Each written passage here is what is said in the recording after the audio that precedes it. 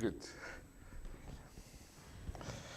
In the name of the Father, the Son, the Holy Spirit, one God, amen. So, today we're going to talk about something called identity. So, I want to ask you first. Yes. You don't want it to? Okay, go on.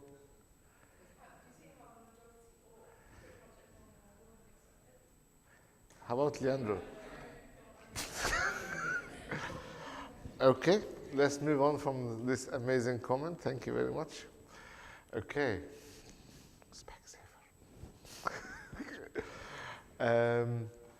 What is identity? Can anybody define identity?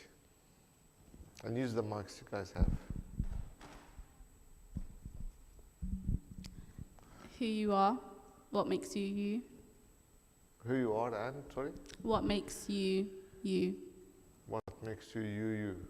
Okay. Good. Yes, Leo? The fact that I can recognize a person, or that a person can recognize him. You mean facial expression, or you mean like attitude, or what? A lot of things, like even religions, and I don't know. Okay. Churches as well. Yes, true. Okay. Good. Justina? Your identity is what you were born to be. So if you were born to be a female, you are a female.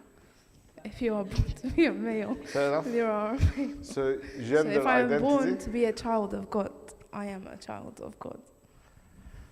So female and child of God. Okay. Yes. Okay. Fine. Good. Any other thing?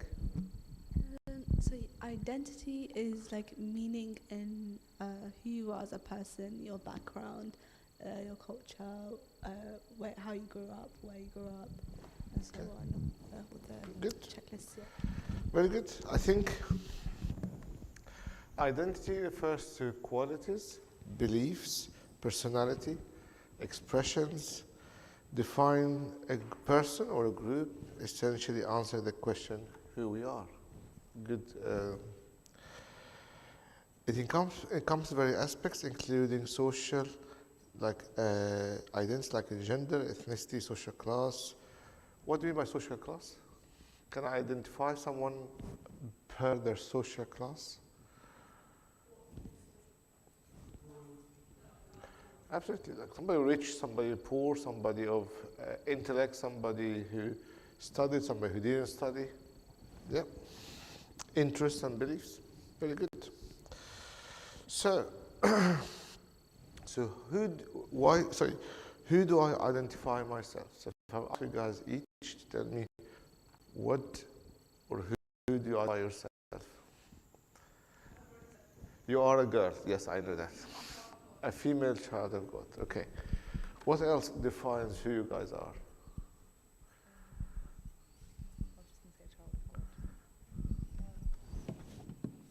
Georgina?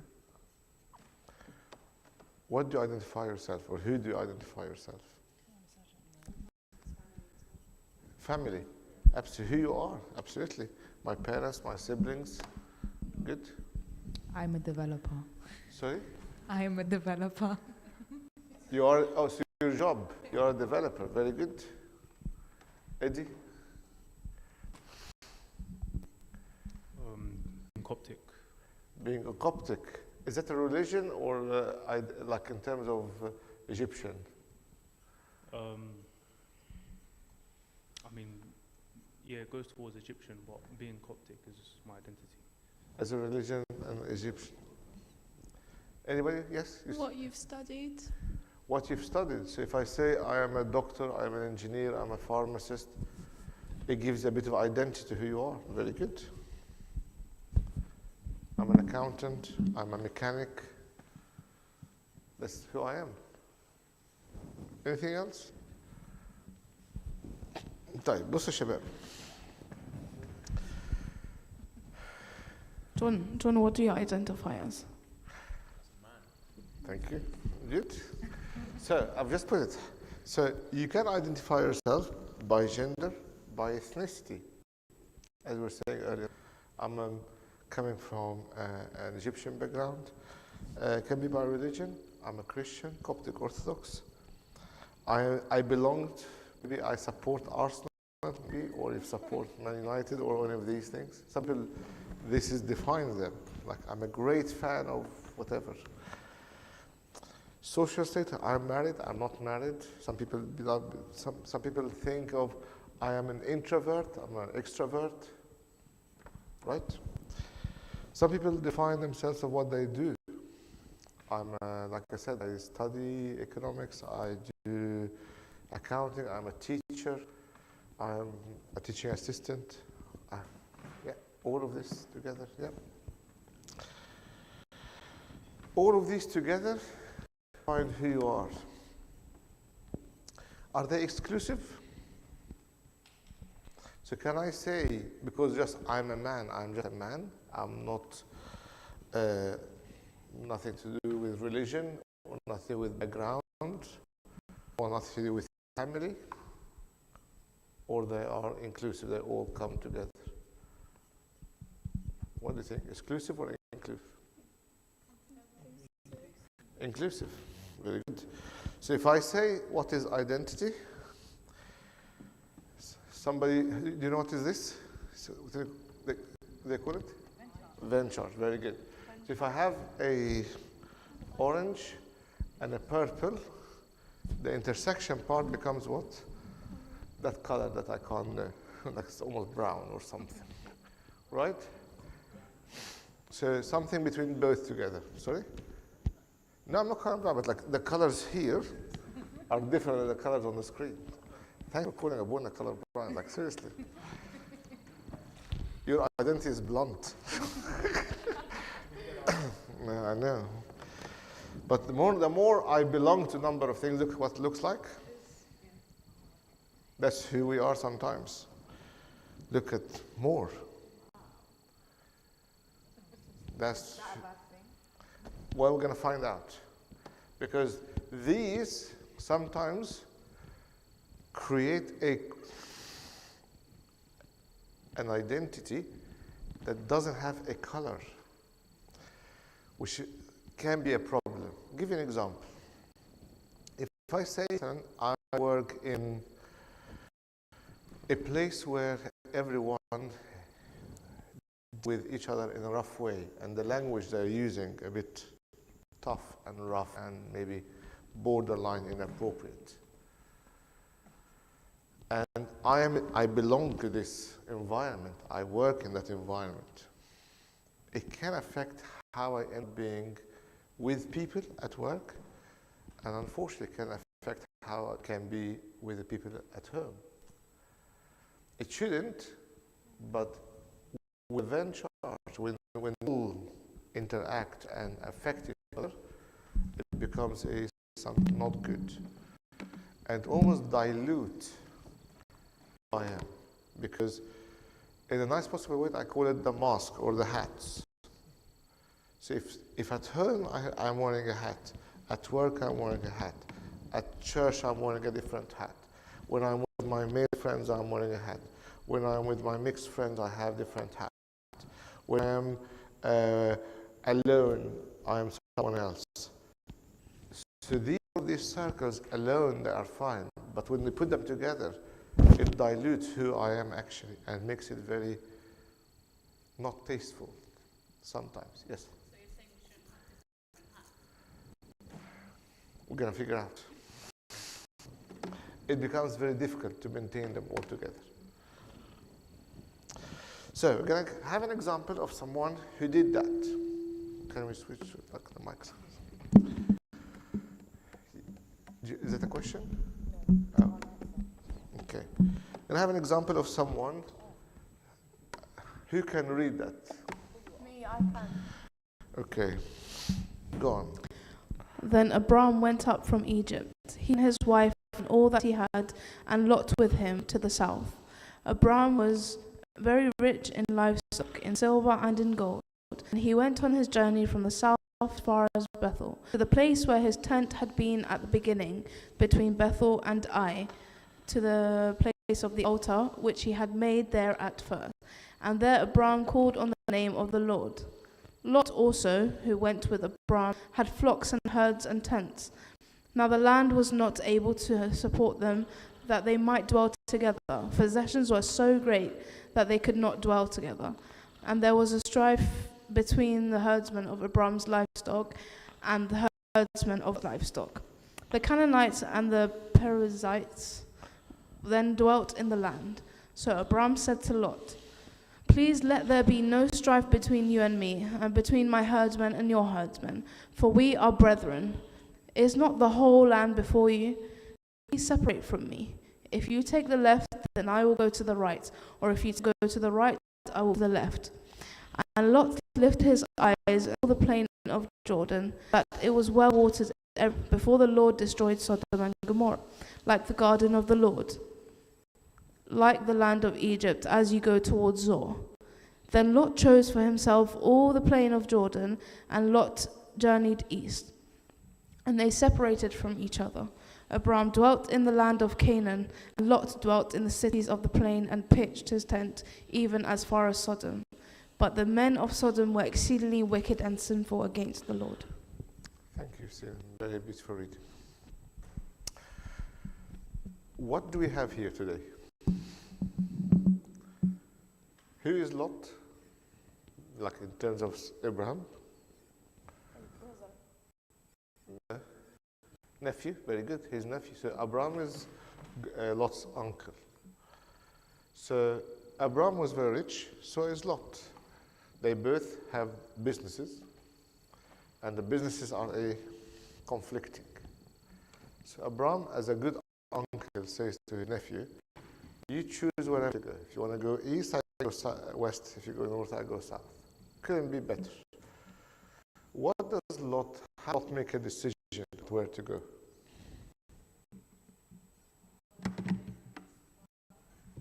Where he will get the most wealth. So he goes towards Sodom and Gomorrah. Is it a new place that people don't know about? It's very known. What the reputation of Sodom and Gomorrah? That's in terms of the wealth, absolutely. Very, very rich. But the other reputation of the Sodom and Gomorrah, very sinful. The men are very wicked. What did Lot choose? Or what did Lot choose? Absolutely. To have business in the midst between two of them. Who is with that business decision? Yes. Okay. Yeah. Can somebody give him the mic?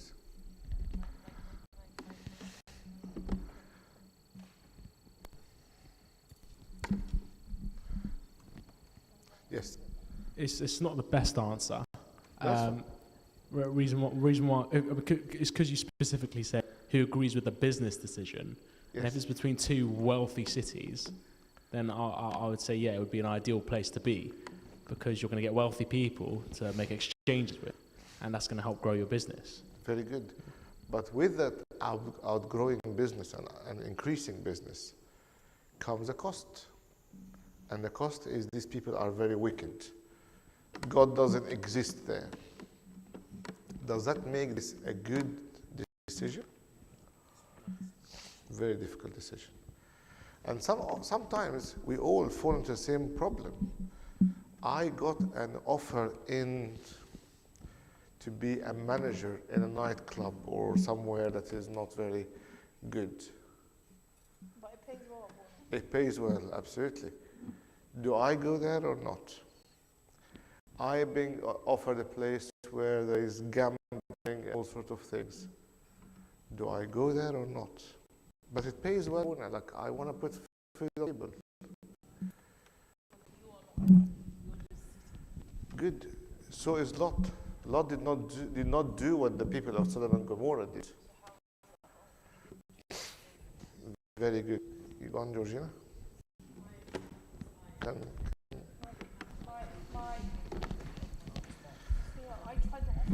because iron sharpens iron, so it matters about the people you're around and the environment you're in.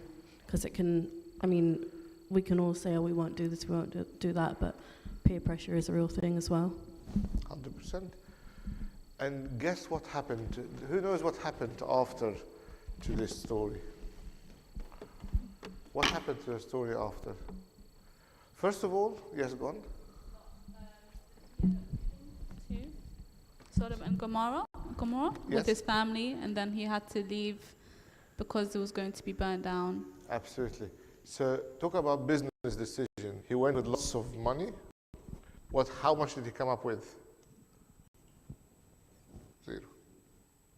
Because it was burning the place. They could not take anything. Oh, And then what happened more? Mira, Lot was not affected. You are right. Even though the Bible says every day the righteous man, Lot, was torturing his soul with what he's observing around. Like, I'm going to work and I'm just looking around, oh my God. That's what Lot is like. Lot, the Bible calls him a righteous man. He was a righteous man. Lot was married, he has a wife, and he has 3 daughters. What happened to, 2 daughters. You want to say something first? So was he called a righteous man because he was acting the way he's acting? He acknowledged that. No, he was a righteous man from before, but because he continued to try and protect himself, he struggled so much. But the Bible calls him a righteous man. Even though he put himself in that position. 100%. But guess about what happened. First of all, yes.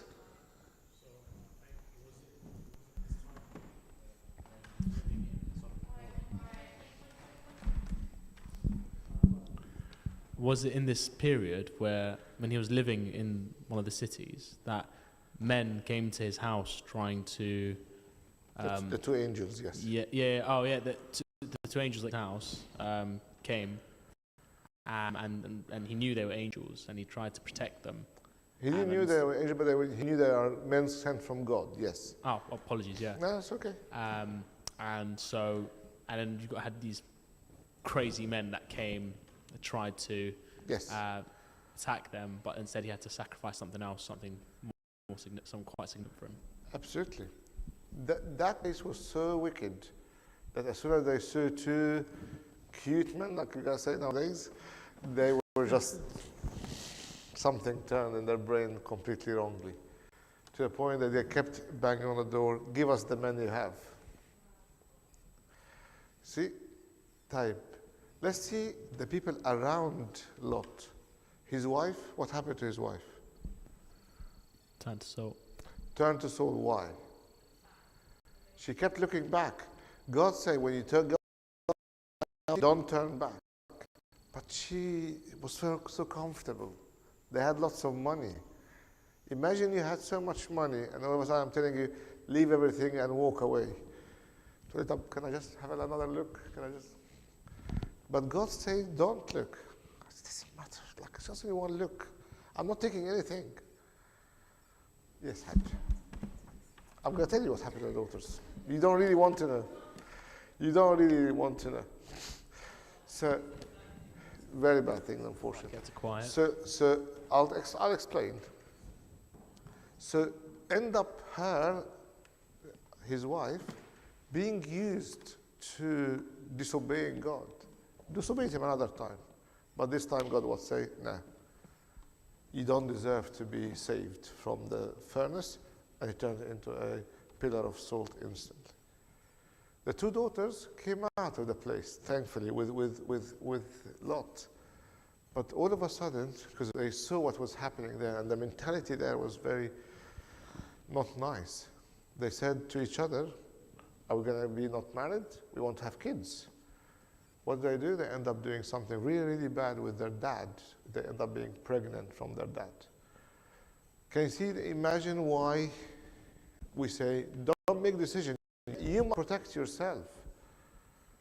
But you don't know what you're doing with the rest of your family. You don't know what's the rest of the people around you. You want can say, Abuna, put me in the midst of wherever I can protect myself. Yes, Habibi, yes, Habibti, you can. But the people around you cannot. Cannot. So don't put yourself there. Because who you become and what happens to you and to people around you will have consequences. So this is a person, an example of a person who his identity was, I'm a businessman, I'm a shrewd businessman, I see an opportunity, I go and take it. And the outcome is what? Did I think about the rest of who I am? Remember these ones? One of them is who I am as a Christian Coptic Orthodox. Why am I diluting it? Why am I allowing the business? Why am I allowing my work to take over my life? Someone, I'll tell you something, maybe you don't have to be very sinful, but someone works really hard, 12 hours a day, 13 hours a day, 15 hours a day. That when that person goes home, do you think he's going to be able to stand up and pray? Absolutely not. It's a choice. Who are you? Am I a businessman? I am a person who loves work, and work, there's nothing wrong with work.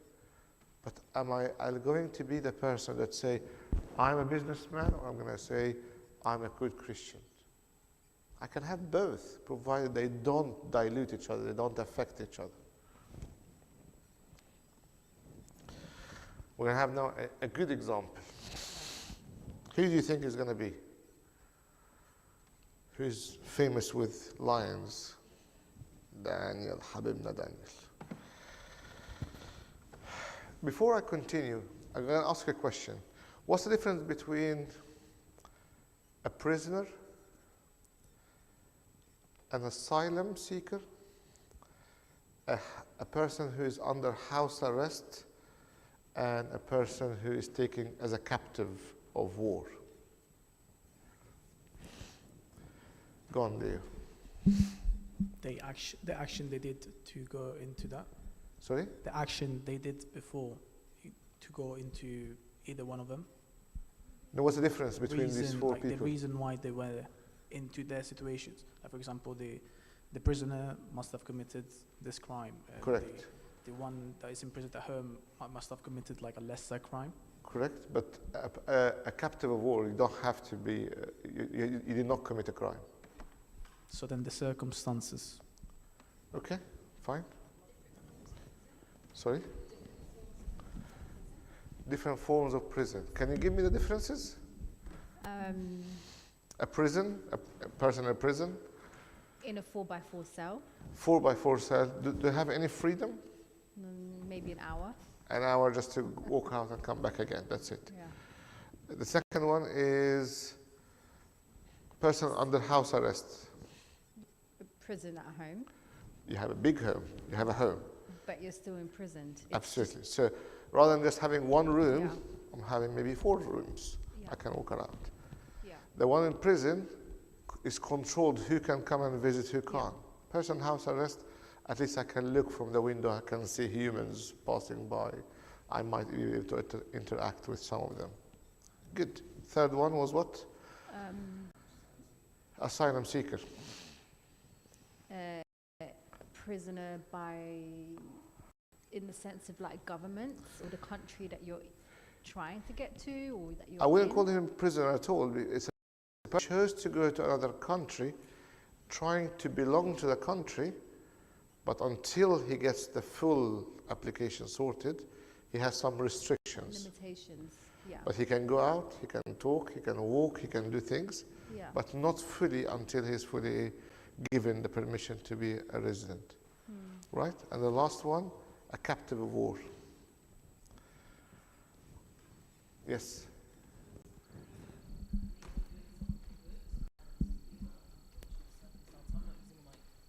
Okay.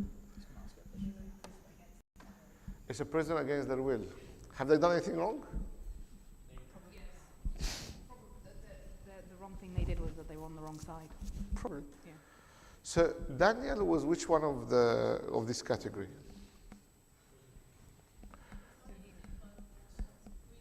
Sorry? What is Daniel? In the story of Daniel, who is he in all of these categories? No? Nope. He was a captive of war. Daniel was a young man, 17, 18 years of age.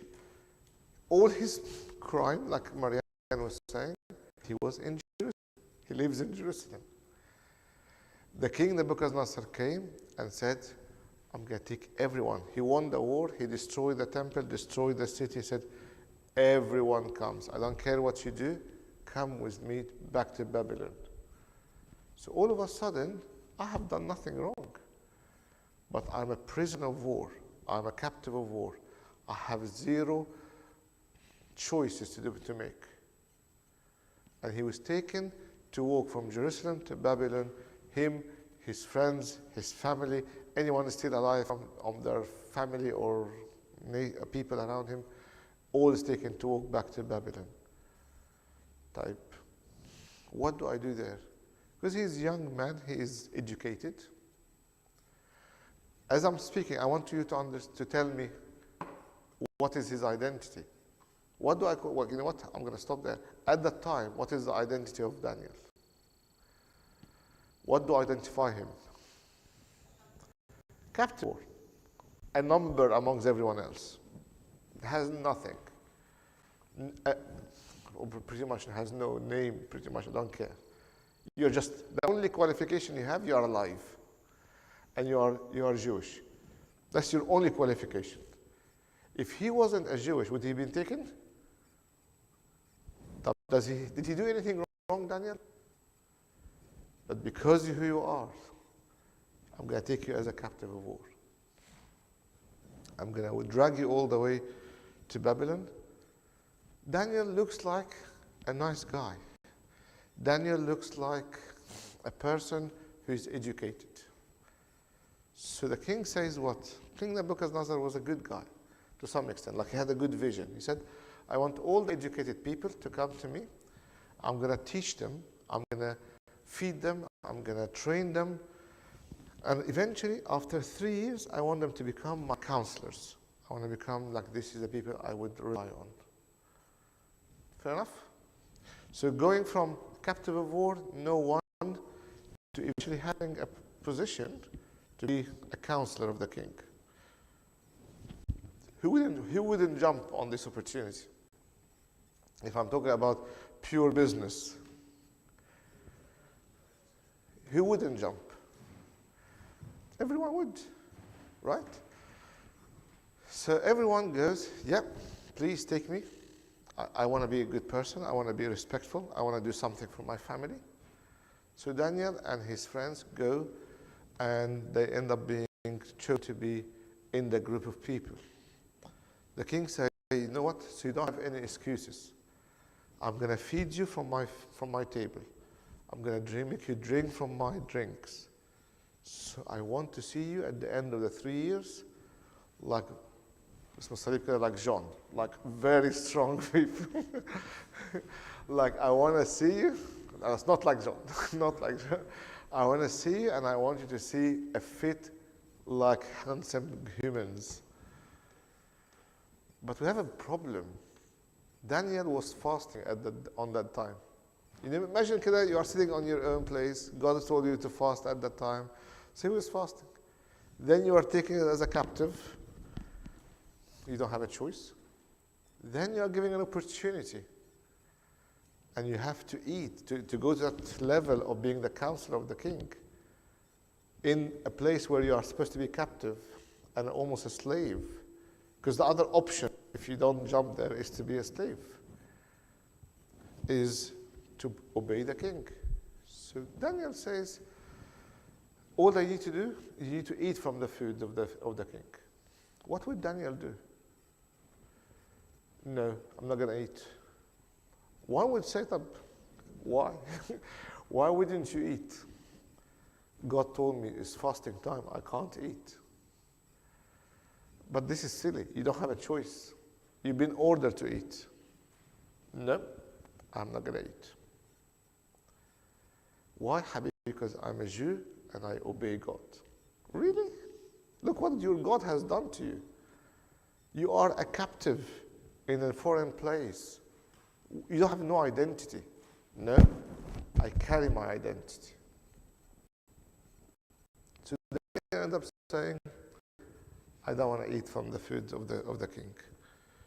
So the head of the people, of the servants, came and said, why you are making my life hard? Like, why don't you just eat? Hello, we are fasting. Me and my friends, we cannot eat. But he goes and says, Khalas, what's the outcome? Hello, you know what? Please test us for 10 days. If we don't look fitter than everyone else who's eating from the food of the king, we will do what you say. Fair enough? Smart man. So he goes, the guys eat vegan vegetables. At the end of the 10 days, they put everyone there. The head of the servants come. Daniel, Shadrach, Meshach, Abednego, you guys look fit. You've been working out very well. And he said, okay, because you chose to be vegan, you continue to be vegan for the rest of the 3 years. That's what you want? Fine. Did God ask them to be vegan for 3 years? Imagine you were asked to come to a banquet during Lent. And you say, no, guys, I'm fasting. Can I just come and not eat? Say, no, if you want to eat, what do you eat? I say, I eat vegan. Say, fine. You want to eat vegan? The rest of the training for you as a doctor for 3 years, you're going to eat vegan. I only ask for the Lent. No, we're not going to keep going backwards and forwards to be vegan. You want to be vegan? Go for it. What does Daniel say? Okay. I want to keep my identity. I want to keep my God and my religion. That's more important to me than anything else. Daniel is a great example. Despite all of the obstacles he had, he kept his identity. I'll go through some of them. Daniel was very faithful to his beliefs. He knew exactly what God said. Bear in mind, Daniel is the age of 17. Younger than all of you sitting here. Yet he was able to say no. If God allows you guys one day to be shadowing a priest, probably at the beginning of Lent or something, you're going to hear the most weird excuses sometimes. Abuna, I have a graduation. Can I just break my fast during Lent? Abuna, I'm traveling. Can I just break my fast? Abuna, I have an event. Can I just break my fast? Abuna, I don't like the first week. Can I just break my fast for the first week? Abuna, I have something in the middle of Lent. Abuna, and I go to the gym. I want to do my protein. Abuna. All of this, why? I just want to break my fast. This guy, his life was on the line. His career is on the line. And he said, no, I want to continue to be vegan. Secondly, Daniel had lots of wisdom and courage. I don't know if you know or not, in the chapter 2, the book of Daniel, the king comes with a weirdest thing ever. King Nebuchadnezzar, as much as sometimes has good leadership and good vision, sometimes he goes a bit strange. He goes to them and says, guys, I want to try something. Last night I had few very disturbing dreams, or dream. So I want you guys, all my counselors, all my elect people, after 3 years of being vegan, Daniel, and your friends, I want you guys, all of you, all the counselors of the kingdom, to tell me the dream and to tell me the explanation of the dream. So everyone turned around and said, tell us the dream and we'll tell you the explanation. That makes sense. I said, no. I want you, if I tell you the dream, you can come up with any explanation. No. I want you to tell me the dream and I want to tell me the explanation. So the counselor responded and say, no man on earth knows how to tell the king's dream except the gods. What does Daniel do? He politely says, King, live forever.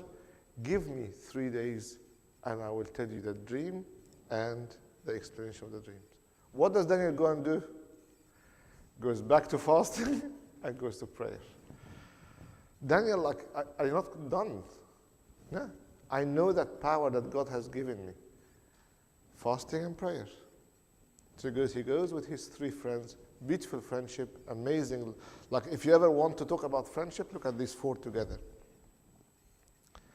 And say, they went to pray, and God revealed the dream and the explanation to Daniel. But the 4 has prayed, the 4 has fasted. But they were okay that God just revealed to Daniel.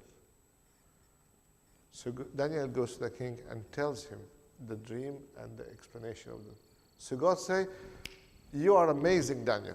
You are the God. You are amazing. Daniel goes, what? This wasn't me. It was God. The God that I worship is one who showed me this. Okay, Daniel, I'm going to make you the first in the kingdom. No, it wasn't me alone. My friends were with me as well. Okay, fine. I'm going to make you the first, and I'll make your friends rulers over other places. Amazing character. Integrity. He doesn't just get the glory for himself. Nowadays, everyone just boasts about what they do and what they achieve. But Daniel knew it wasn't just me. It was God. And it wasn't me alone. It was my friends who were with me. Some people even think if we are both, me and my friend, competing on the same job or competing for the same thing, I will do my best, and the remaining, if I have time, I will help my friends. Because me first, me. God doesn't say that. We're all going to fast, we're all going to pray. If God chooses to reveal the dream and the explanation for Daniel, fine. But we are who we are. The things around us doesn't make us who we are. I am not defined by a captive of war. Have you ever heard anyone talk about Daniel as the captive of war? No. We're talking about a strong, defeating lions. We're talking about a person who stands in front of kings. By the way, Daniel lived all of the rest of his life in captivity. What age roughly Daniel died? Put 73 plus 17, 90 to even 90 years of age. He lived all the captivity time in captivity. So Daniel has lots of wisdom and courage, but that hasn't changed who he is. Daniel has lots of humility and service. He served his family, he served his people around him. He served even the king faithfully. The guy did not say, that king is a worship of idols. I'm not going to talk to him. I'm not going to serve him. He doesn't deserve my effort. No. He is the king. He is my boss. I will submit to my boss. But when it comes to God, no. At work, my boss has to take lead. He tells me what to do. Even if I don't like how he tells me, that's his job. But when it comes to God, no, I'm sorry. God comes first. That's the identity of Daniel, a guy of humility. A guy who has lots of gifts. Daniel did not just explain the king's dream once. Daniel had around 3 or 4 kings that he overlived them. And each one of them had either dreams or visions or things, and they would call, who can answer them? Daniel, God gave him that gift of explaining dreams and things. He had gifts. You might be gifted in football. You might be gifted in doing lots of things. God is giving you gifts. It's not just who you are very good at it. It's God who has given him. So when God gives someone a gift, don't think it's mine. Even if it defines who I am. But in my mind, is God. It's not just because I am Peter, I know how to play football. Because God gave Peter how to play football. It's about the voice. God gave someone good voice, and so on. So it is about the gift and understanding that God gives gifts. Another amazing quality of Daniel shows about his identity. He, when it comes to God, no crossing of boundaries. Do we know why did Daniel go to the lion's king? To the lion's den, sorry? Why? What happened? Who knows? Tell me, Hajji. Praying by a window. Yes. And so he was seen by others, which is what led him to go into the den of lions. Okay. How does it started? We had his work colleagues, people who work with him, very, very jealous of him. They hate him. Why the king all of a sudden trust this foreign person who comes to the land? You are a captive of war. Who do you think you are? Why are you taking our positions? Okay, let's look for a fault in this guy. Okay, the guy is very honest. The guy does his work perfectly. So out of jealousy, they came up with a wicked idea. They go to the king and say, amazing king, we're going to create a statue for you. We're going to ask everyone to worship that statue. And anyone who doesn't worship the statue, he can go into the lion's den. Are we going to do this? Yes. They did a statue. They made everyone go. Let's go and worship the statue. Daniel doesn't. He didn't go.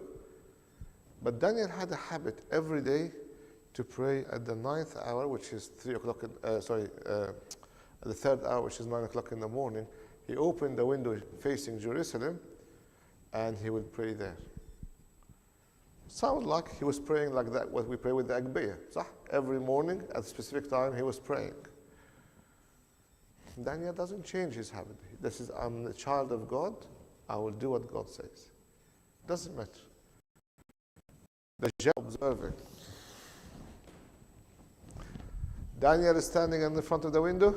King, live forever. Hasal your servant Daniel is worshipping someone else except you. Let's take him to the lion's den. King felt upset. Daniel, as they were taking him to the lion's den, says to him, do you think your God is going to save you? And don't worry. So they throw Daniel in the lion's den. They close the place and they put like a seal on the entrance of the lion's den. What happened? The king was very upset. Could not even sleep that night. First light of dawn comes. King runs to the den. Open the door. Daniel, did your God save you? Daniel تحت bishop Shay or something, like really sitting, chilling downstairs with the lions. He goes, yes, my God has sent his angel and he closed the mouths of the lions. Take him out. And they bring me back. These jealous people, throw them back. The Bible is quite expressive about how it happened. He said before they even reach the bottom of where the lions are, the lions devoured them. A guy who is faithful, who is avoiding idolatry. Nowadays, unfortunately, with our actions, we become very idolatry. We worship the idols. We worship what the world is doing. This is an amazing song where everybody is dancing inappropriately. Yeah, the same in our song places and dancing place. This is an amazing song when people are saying inappropriate words. Why don't we repeat them? It's okay. We are like the world. No, you are not like the world. No, you are not. Don't do like the world. We are not like the world. Daniel was not like the world. God did not call us to be like the world. He said to his prayer to the Father at the end, I pray that they not be like the world, but to protect them from the world, because the world is very vicious. A very resilient person, absolutely. Daniel was a very resilient person. No matter what happens, the guy knows who he is, steadfast in his ways. You want to throw me in the lion's den? Fine, throw me. Once, twice, I'm going to be there. Don't worry, I'm going to be there. You're going to throw my friends in the furnace? We are there, don't worry. Anything to do, I can do anything, but comes to God, no. Daniel was a very community supporting person. He did not just forget about his friends or people around him. He was very supportive. It's not just about me, it's about us. If you think about the book of Daniel and you read the book of Daniel, you will find amazing characteristics of a person who loves God and very clear about who he is. Remember the first one when we talked about what is my identity? Remember these ones? Do you think Daniel had any of these? Was he diluted? Did his identity become diluted? That is God. That is Daniel. I am the child of God.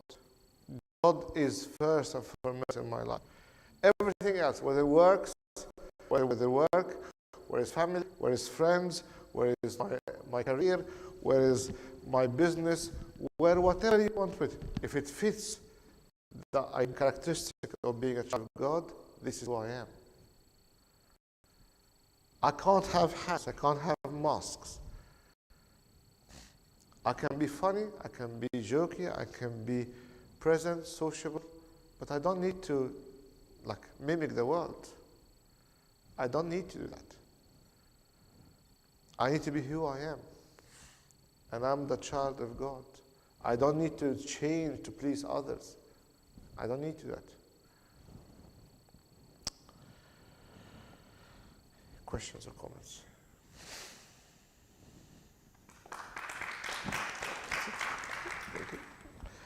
Okay. So, is it which ventures do we agree on? The last one. That's what makes us who we are. Yes, Haj. I have a question. Go on. So, regarding, let's say, work, you're somewhere, 40 hours a week, and it's not intentional, but you're being, like you said, when you're in an environment, you're going to ultimately be affected by the people you're around or what you're doing, etc., and where you are. And let's say that you have to act a certain way when you are at work, and it's kind of opposite to who you are, like your personality, your nature, and that kind of rubs off on you outside of work, even though it's something you might not want or you're not happy about. It's something that's happening without you kind of maybe realizing. What do you suggest for someone that's in that situation, or how do you kind of, let's say your work is good, you're not doing anything bad or negative, and your environment isn't it's not a club or something. How do you kind of stop yourself from changing or becoming someone you're not, even when you are trying to actively be who you are? That makes sense? Absolutely. The key here is what you said is I'm changing without knowing. So the answer is constant reflection, constant sitting with yourself and saying, where am I going? What sort of behavior I start to acquire? What sort of characters? Am I becoming snappy? Am I becoming short-tempered? Am I becoming lippy? Am I answering quickly? Am I becoming not nice? Am I becoming borderline nasty? Am I becoming all of this? Well, no, that's not who I am. I need to find out what happens. Is that friend at work who always cool by answering back and say, no, I'm going to cut it. And that's what Christ has said. If your eye make you sin, it's better that you pluck it out and go to heaven with one eye than going to hell with two eyes. What does he mean? If I have a very strong, close friendship or someone really close to me making me sin, cut him out, cut her out. Because I'd rather go to heaven without that person, without that thing that is affecting. It can be a bad habit, whatever. Cut them out so I can go back to who I am. So you wouldn't necessarily say change your environment, but change what is it that's triggering you within that Absolutely. environment. I reflect on it. I look at what is inside that environment. If it's work, for instance, I need to make sure that I understand my boundaries at work. I don't need to be sociable. I can go in the morning, good morning, hope you guys have a good day. I finish my job, I leave. I would love to be sociable. I would love to mingle with them. But their mingling will involve sinning. Even if I am not sinning like Lot. Lot did not sin, but looking at them is just making me sin. You know what? I will not be a sociable person. Christine. So our community is very close. Yes. Sometimes it's our community that can allow us or make us be like that. How can we normalize cutting people off in our community? I mean, I wouldn't normalize it. No, but we should, because if Okay. no, because if let's like it's we all go to church together or whatever, and then we've got Sandra's henna on Sunday, and our friends are like encouraging us to do bad things, but No, I'm not looking at others. But see, I'm not here to judge others. Like I said to Joanna, I reflect on myself. I can go to any environment. I can go to socialize with people. I can go and be happy for others. But what am I wearing? How am I behaving? If I'm drinking or not, if I'm acting upon other things around me, that's down to me. I can't control the environment. I can't control people around me. okay. It's down to me. What about that was just a jokey thing. Okay. What about like let's say I've got this friend who makes bad decisions all the time and enjoys it, but always like wants to spend time with me or wants to stay friends with me. Good. But I don't see value in that friendship. If when that person is trying to spend time with me, if we are doing something good, there's nothing wrong. I can't control that person's life. I can control their interaction with me. When it becomes tricky is if that person's reputation is not good, and by them mingling with me or hang out with me, is it going to affect my reputation? This is completely different. But if I'm saying is when that person comes with me, we come to church, we do tasbihah, actually it's good that we do it. It doesn't matter, but at least we are together. Maybe that person feels awkward if they walk to church and tasbihah on their own. That's fine. But if that person tells me, can you just, let's go to a shisha together? No, we're not going to go out on shisha together. We're not going to go out and do this together. No. So I'm very clear about what I can do, what I can't do. Setting a boundary. 100%. But okay, what if you want to cut the person off? If you're reaching a point that you want to cut the person, I mean, you can cut the person, but no, it's not easy in our community. But this is where the rule of love comes in. If that person is not affecting me negatively, but I have a good influence in their life, I would say stay. Because they're not affecting you negatively. But if that person is affecting you negatively, then you have all the right to protect yourself. Leave. Abuna, I've been struggling lately with balancing studies, for example, like work and church. So to what extent is a kind of not a sin, or like what we comes are allowed first? To actually put first something like studies, like for a short term, and then God. What comes first? God. Priorities. Always look at the priorities. When you say God comes first, everything He takes first. He takes the first half an hour of the day. Doesn't matter what I have. He takes the first love of my life. He is the first. I do everything else through Him. Through Him. I love my parents through loving God. I love my siblings through loving God. I love my friends through loving God. I aspire to be an amazing person at work through loving God. So God has to come first. then everything else. That comes with priorities, comes with timing, that comes with decision I make. But like in practice. In practice, let's say you first thing I wake up in the morning, I stand up to pray. Then I read my Bible. Why would I open any other book before my Bible? What makes the other books more important than my Bible? No. I'll stand up to pray, I read my Bible, then I can get my life as normal. Before I go to sleep, I conclude with God, I down with a quiet time, and I read my Bible again, and maybe if you want to do quiet time or read your Bible again, absolutely. So I start with God, I conclude with God. That's the minimum. I can do throughout the day a bit of hymn, a bit of worship song, I can do Jesus prayer, I can do other things. But because no one can be busy with the word busy, like with no breaks for more than 5 hours. Even by law, you cannot work for more than, I think, 3 or 4 hours without a break. By law of the land. So you have to have a tea break or a break. So what about then throughout the week? Like for example on Sunday, like would it be acceptable, let's say, to skip Sundays, but you include God in your daily day-to-day life? No, I need to come and have communion. I have to. I didn't say specifically Sunday. I can't come Tuesday morning 5 to 7 because I need to have communion for the week, and then I can work. Like I need to show God that you are my priority.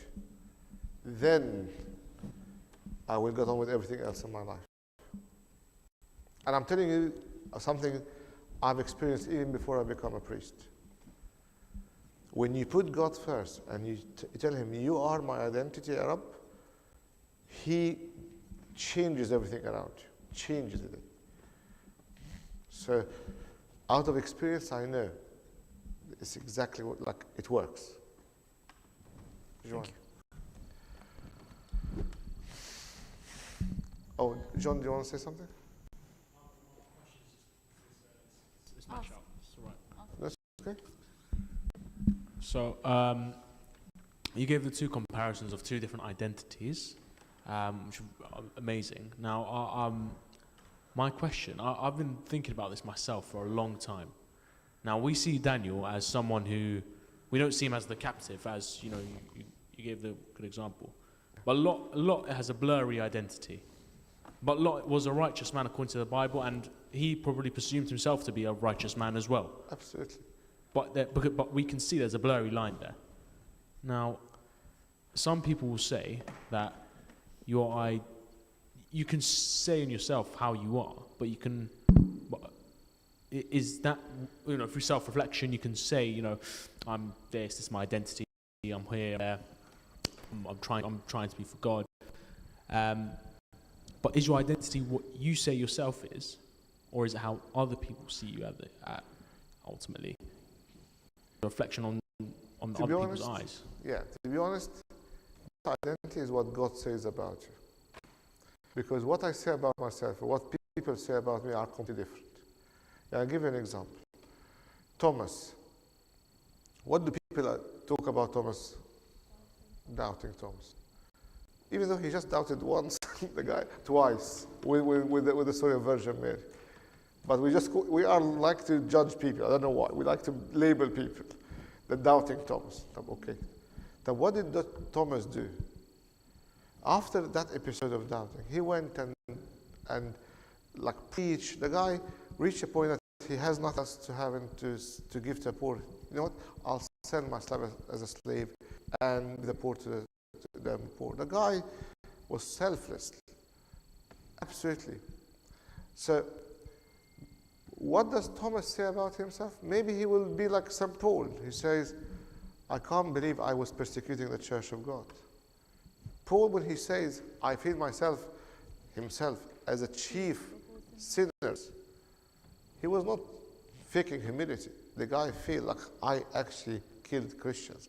I actually dragged them to prison. I can't believe I did that to people of God. So I can't rely on my self-reflection about myself. I can't rely on people judging me. All I can rely on is what do you God say about me. I can say I want to be the child of God. I can try and maintain this identity. Not so I can have to people, because that's who I am. Then who sees me is the better. That's why I say keep reflection time. So I can hear God's voice about my life. If you have a big torch, you'll be able to see every nitty-gritty about something. So if I take the word of God, He is the light of the world. If I reflect that on me, I'm missing a bit of love here, I'm missing a bit of forgiveness here, that person gets on my nerve, I'll try to avoid them, but actually no, I should try and make some effort with them. That's the reflection. That's I'm looking at the word of God and reflect on myself, and that tells me what I'm like. Joanna? I know you said earlier about how we should cut people off or That's Justina, what Justina said. or distance ourselves from people, whether that's at work or at church.